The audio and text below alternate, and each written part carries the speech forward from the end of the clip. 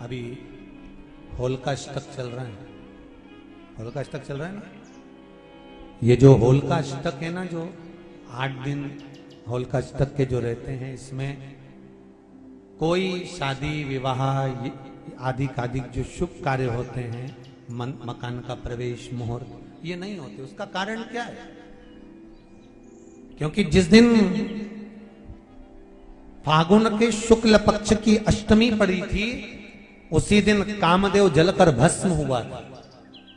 और कामदेव जब जलकर भस्म हुआ था तो 8 दिन तक कामदेव की धर्म पत्नी रति रो रो के बेहाल हो गई थी और देवताओं के दरवाजे पर जा जाकर अपना माथा रगड़ रही थी कि जब तक मेरा पति नहीं मिलता तब तक मृत्यु लोक में मैं सत्कर्म नहीं होने दूं। इसी को होलिकाष्टक कहा। रोती रही रहती, आंखों से नीर बहाती रही रहती। भगवान विष्णु के पास में भी गई, वहां जाकर निवेदन करा, प्रभु कृपा करिए, मेरा पति चले गया है, उसके लिए कुछ कृपा कर दीजिए। भगवान विष्णु ने कहा, मैं कुछ नहीं कर सकता, आप देवाधिदेव महादेव से निवेदन करोगे तो ही काम होगा, क्योंकि जन्म देने वाला शंकर है तो मारने वाला शंकर है। जन्म, मरण और परण, ये 3 शिव ने अपने पास रख रखा, आप उससे कहो जा। महाराज, शिव महापुराण की कथा कहती है, जीवन में डॉक्टर ने कह दिया, डॉक्टर बोल दिया कि अब इनकी अंतिम समय चल रहा है, घर ले जाओ सेवा करो।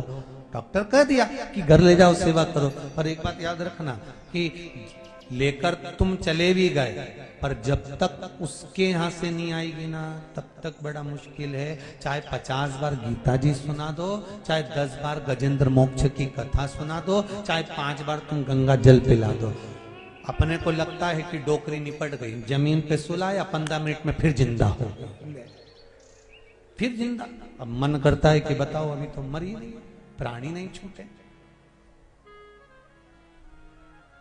खूब लोगों ने कहा था, खूब उम्र है, खूब लंबी उम्र है, क्या रेखाएं, खूब जिएगा, खूब लंबी उम्र होगी, खूब लंबी उम्र होगी। और मालूम पड़े शरीर छूट गया, प्राण चले गए। जन्म, मरण, परण, 3 शिव के हाथ में।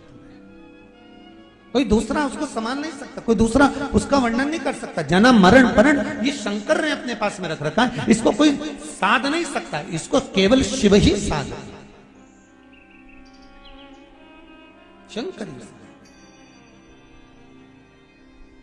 भाग्य लिख दिया शिव ने पार्वती का। रति रोती रही, शिव जी के पास जाकर निवेदन करा। शंकर भगवान ने कहा, चिंता मत करो, तुम्हारा पति भगवान कृष्ण का पुत्र बनकर उत्पन्न होगा और तुम्हें मिलेगा।